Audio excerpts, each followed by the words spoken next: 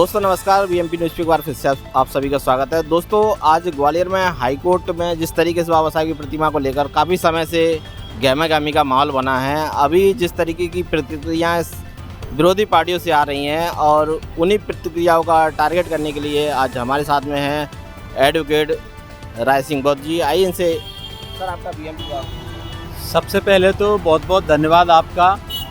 सबसे बड़ी समस्या ये एक बड़ी दुर्भाग्य की बात है कि बाबा साहब के मूर्ति का विरोध किया जा रहा है। समझ में नहीं आ रही किस बात का विरोध कर रहा है। सबसे पहले जब विरोध चालू हुआ उन्होंने कहा कि न्यायालय की प्रक्रिया में परमिशन नहीं है, सही प्रक्रिया के तहत नहीं हो रहा है, न्यायालय की प्रक्रिया के तहत। अब वो ये कह रहे हैं कि जब उनको परमिशन दिखा दी जाती है, अनिल मिश्रा जी सभी को जो विरोधी मूर्ति के विरोधी थे, अब जब परमिशन बाहर आ जाती तो अब ये कहते हैं कि संविधान नहीं बनाया बाबा साहब ने।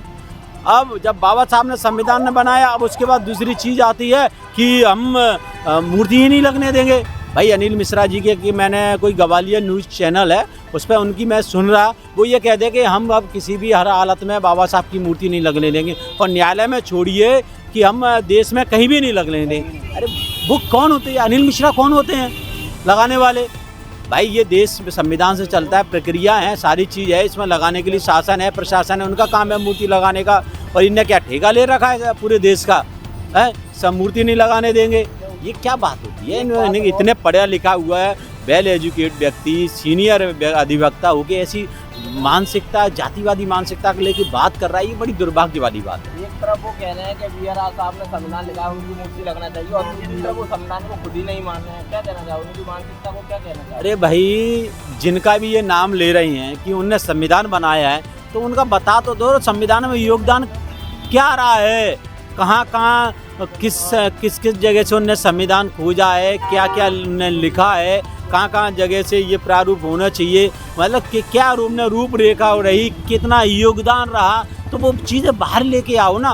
कहने से अकेले से नहीं हो जाता कि संविधान उन्होंने बनाया है। बाबा साहब के पास 32 डिग्रियाँ थी, 4 PhD डिग्रियाँ थी, अमेरिका गए, इंग्लैंड गए, फ्रांस गए, ऐसे कईयों देशों में बाहर गए, उन्होंने फंडामेंटल राइट लिए, किसी देश से कानूनी प्रक्रिया ली है, किसी से न्यायपालिका की प्रक्रिया ली है। ऐसे तमाम देशों में जाकर उन्होंने अच्छा कानून देश के लिए ढूंढा, तब जाके संविधान बना। कहने अकेले से संविधान निर्माता नहीं हो जाता कोई। उनने क्या योगदान रहा है जो बताए तो तभी तो माना जाए। योगदान का पता नहीं है, नया नाम जाने कहाँ से ले आए उड़ता हुआ।